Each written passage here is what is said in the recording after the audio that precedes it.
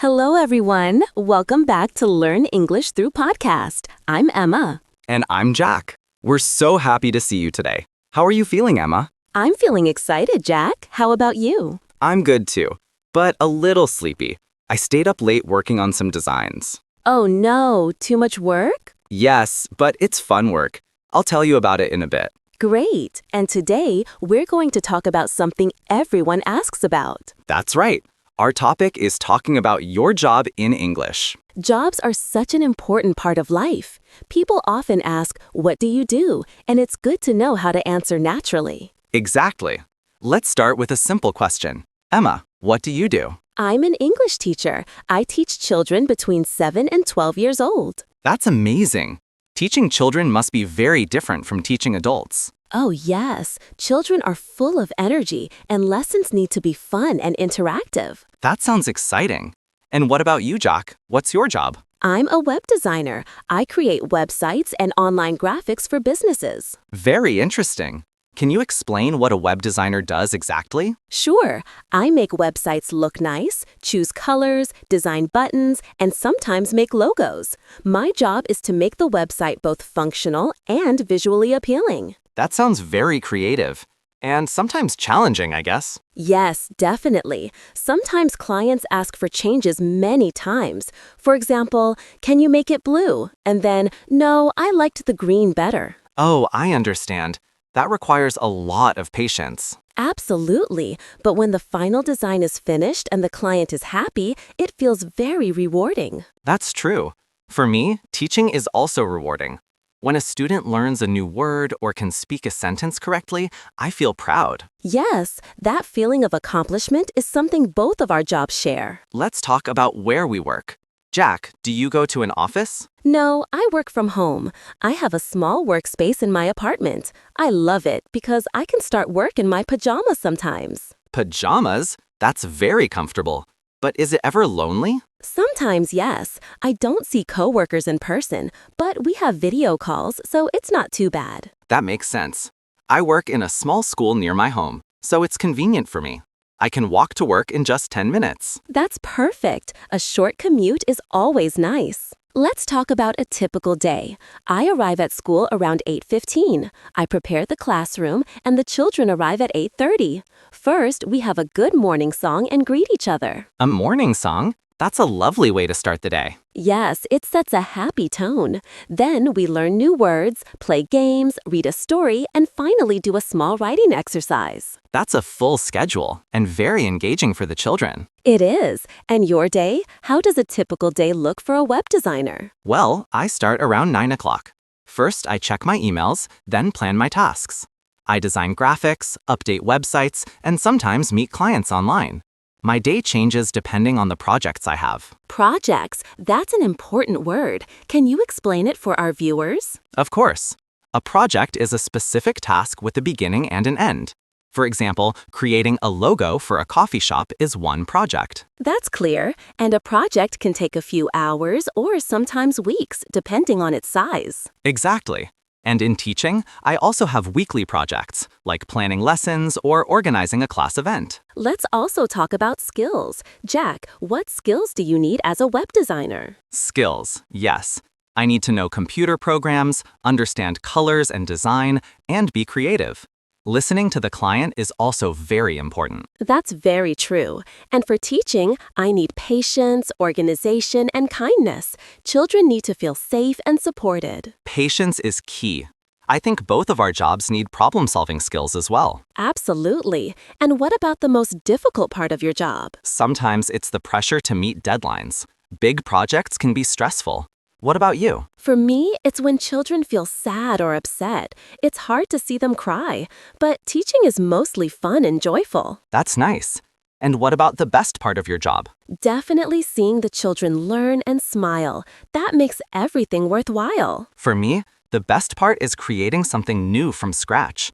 Seeing the finished design and knowing it makes the client happy is amazing. That's true. For me, teaching is also rewarding. When a student learns a new word or can speak a sentence correctly, I feel proud. Yes, that feeling of accomplishment is something both of our jobs share. Emma, you mentioned your students earlier. Do you have any coworkers at the school? Yes, I have 4 other teachers. We work together sometimes and help each other plan lessons. That's great. Coworkers are really important. For me, I mostly work alone, but I have a few colleagues I meet online. Oh, I see. So colleagues are similar to coworkers, right? Yes, exactly. Coworkers and colleagues are people you work with. It's nice to have someone to share ideas with. Definitely. It makes work less stressful and more enjoyable. Speaking of stress, Emma, do you have a boss? Yes, my boss is very kind. She helps us with resources and answers questions about the school policies. That's important. A good boss can make a big difference. I also have a boss at the design company I work with. He's very supportive and gives helpful feedback. Feedback is essential, isn't it? It helps you improve and grow in your job. Absolutely. By the way, Emma, what time do you usually finish work? I finish around 3:30 in the afternoon. After that, I sometimes prepare for the next day or go shopping. That sounds productive. I usually finish around 5:30, but sometimes later if I have a big project. Speaking of projects, what's your current project, Jack? Right now, I'm designing a website for a small bakery. They want it to look warm and welcoming. I'm choosing soft colors and a logo with a smiling cupcake. A smiling cupcake? That's adorable. I'm sure the bakery will love it. I hope so.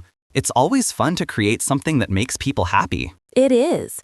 In teaching, my current project is preparing a short play for my students.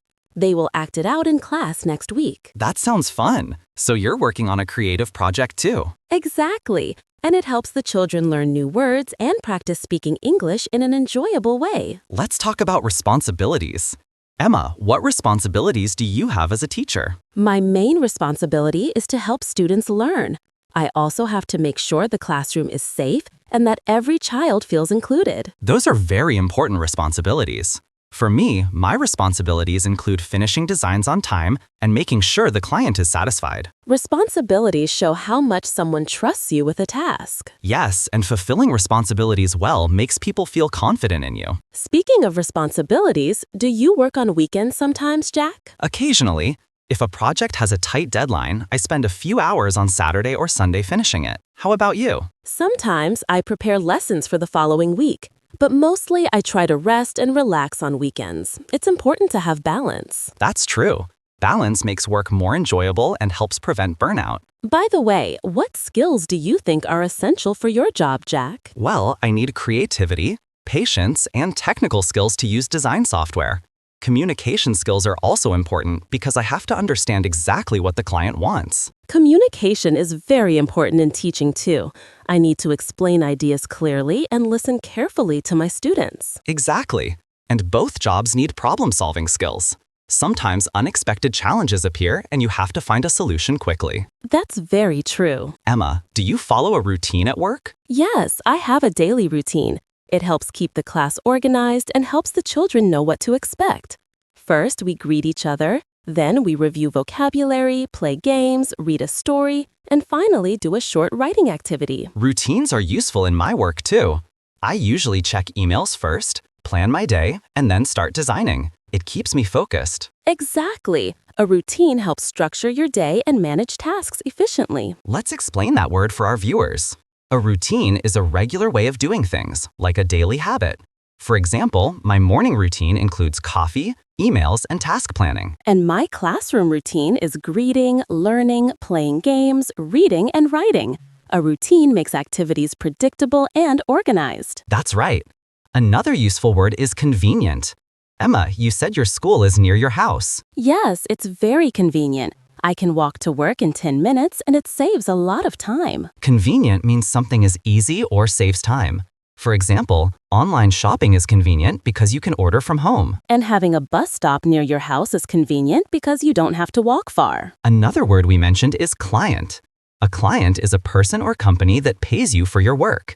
For me, the bakery I'm designing for is my client. And for a teacher, the students are not clients, but in a way they benefit from your service. That's true. And fulfilling the needs of a client or a student is part of being responsible. Let's talk about one more word, rewarding. Jack, you said finishing a design is rewarding. Yes, rewarding means it gives you a good feeling, a sense of satisfaction. When a student learns a new word, teaching is rewarding too. Exactly. Rewarding is when your work makes a positive difference and makes you feel happy. So, we've talked about coworkers, colleagues, bosses, responsibilities, routines, clients, and rewarding. These are very useful words for anyone talking about jobs in English. Absolutely. Using these words makes your conversation sound natural and professional. And sharing small details about your job, like your daily routine or current projects, helps the listener understand your work better. Yes, giving examples makes your answers more interesting. Instead of just saying, I'm a teacher, you can say, I teach children age 7 to 12 and I plan fun lessons with games and stories. That's a great tip. And instead of saying, I'm a designer, you can say, I create websites and logos for clients using colors and images to make them look attractive. Giving details also helps you practice new English words naturally. Exactly. And repeating words in context, like client, responsibility, routine, and rewarding, makes them easier to remember. Speaking of practice, listeners can try answering the question, what do you do? With a complete sentence including details. For example, I am a web designer. I create websites and logos for small companies. My work is creative and sometimes challenging. Or, I am an English teacher. I teach children, plan fun activities, and help them learn new words. Teaching is very rewarding. These answers are natural and give more information than just the job title. And using words like skills, routine, and responsibilities will make your English sound professional and confident. Exactly. English learners often struggle with short answers, but giving details shows practice and understanding. Yes, and it helps you prepare for real conversations, like meeting someone new or talking about your career in a job interview. Or even chatting with friends about what you do every day. That's true. Talking about your job doesn't have to be formal. It can be friendly and interesting. Emma, shall we give an example of a full conversation with details for our listeners? Sure. Hi, I'm Jack. What do you do? Hi, Jack. I'm Emma. I'm an English teacher. I teach children age 7 to 12, and I plan fun lessons with games, songs, and stories. Teaching is very rewarding because I love seeing the children learn and smile. That's a great example. And you could also ask the other person, what about you? Exactly. Then the other person can answer with details about their job. Perfect. That's an easy way to practice talking about your job in English. And remember, you can use this practice every day. Even if it's just a few sentences, it helps build confidence. Jack, I'm curious. What's something unusual that happened at work recently? Oh, that's a fun story. Yesterday, I was designing a logo for a small coffee shop. I tried using bright colors, but the client said, it's too colorful. Can you make it calmer? So what did you do? I tried muted colors. Then the client said, I liked it better before. I had to find a balance between calm and bright. It was tricky, but I finally found the perfect combination. That sounds like a challenge. I can relate. Sometimes my students ask very unexpected questions during lessons. One child asked me, can we have a lesson outside on the roof? On the roof? That's unusual. Yes, I had to explain that it wouldn't be safe, but we ended up doing a fun activity outside in the garden. That's a creative solution. It shows how flexibility is important in any job. Absolutely. Sometimes the best moments happen when you adapt to unexpected situations. Speaking of moments, what's a typical afternoon for you at school? After lunch, we usually do group activities. Children work in small teams to play educational games. Sometimes we read a story together. Then I give them a small writing task. That's a lot of activity and very engaging. How do you keep everything organized? I rely on routines and planning. My schedule is structured, but I always allow a little flexibility for fun or unexpected moments. That's smart. In design, my afternoons are similar in terms of structure. I check emails, continue with ongoing projects, and sometimes meet with clients online. Do you ever take short breaks? Yes, I usually take a 10-minute break every hour. I walk around, stretch, or play with my cat, Buster. He loves attention. Buster sounds very charming. He is. He sometimes sits on the keyboard when I'm working. It's a little distracting, but funny. That's adorable. Pets can make working from home more enjoyable. Definitely. And Emma, do you have small breaks during class? Yes, the children usually have a snack break or some playtime. They run, talk, and recharge for the next lesson. Breaks are essential. They help both teachers and designers stay focused and refreshed. Absolutely. Let's discuss some vocabulary we used recently. One important word is flexibility. Right. Flexibility is the ability to adapt to different situations. For example, when my students wanted to do activities outside, I showed flexibility by moving the lesson to the garden. And for me, flexibility was needed when the client changed their mind about the colors. Another word is engaging.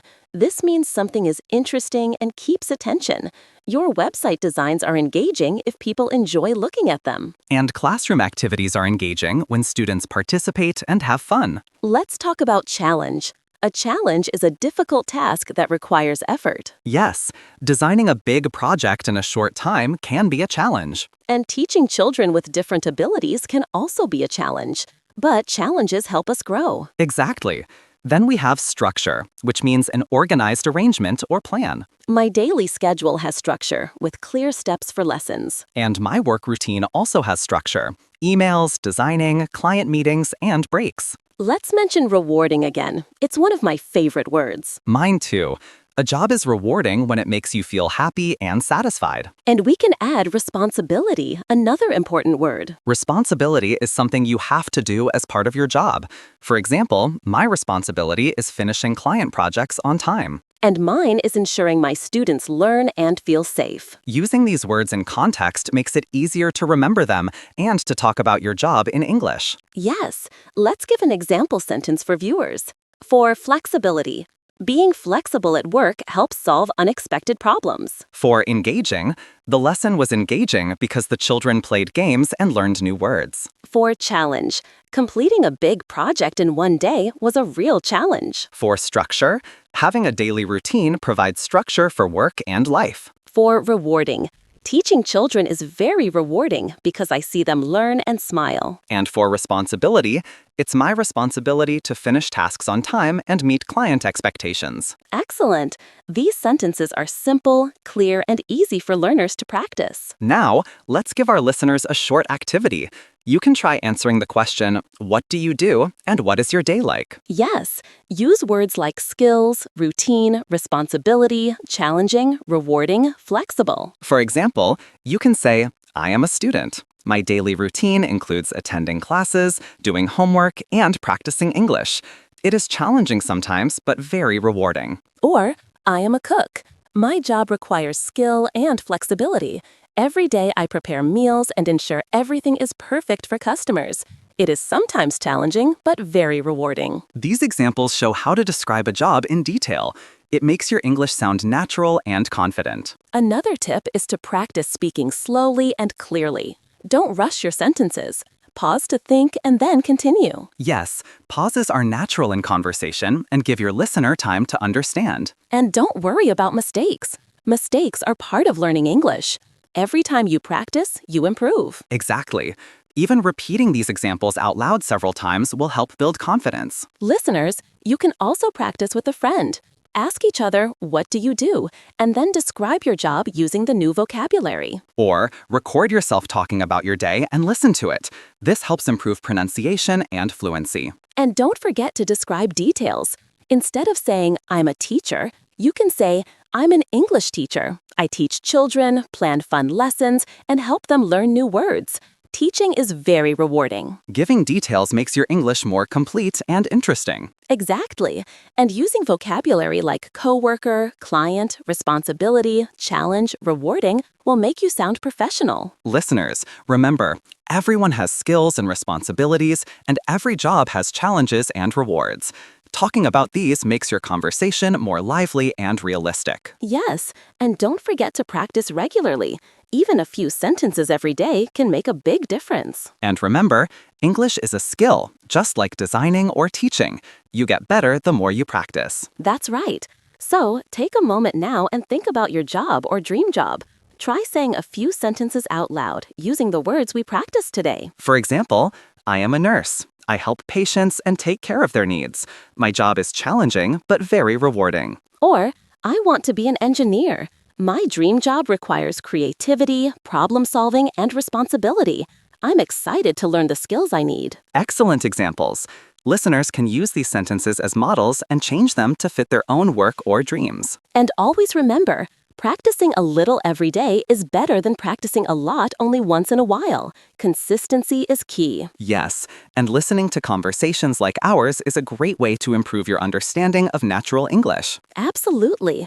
You can pause, repeat, and even try to shadow us, speaking at the same time as we do to improve your pronunciation. Keep practicing, and soon you'll feel confident talking about your job in English. That's right. And remember, every job has challenges, responsibilities, and rewards. Sharing these details will make your conversation interesting. And even if your job seems simple, you can always describe it in detail. For example, a student can say, I study English every day. I have homework and practice speaking. It's challenging, but very rewarding. Exactly. Small details make a big difference. Listeners, we hope today's conversation helped you learn new words and practice talking about your job in English. Keep practicing. Use the words we discussed, and don't be afraid to speak. You're doing great. We're proud of everyone trying to improve their English. Every sentence you say is a step forward. So, take a few minutes today and practice describing your work or dream job. Use words like skills, responsibility, routine, client, flexibility, challenge, rewarding. And remember, practicing English every day, even a little, helps you improve steadily. That's it for today's episode. Keep learning, keep practicing, and enjoy every step of improving your English. We'll see you next time with another fun conversation and more useful words. Bye for now, everyone. Goodbye. Keep practicing and have a wonderful day.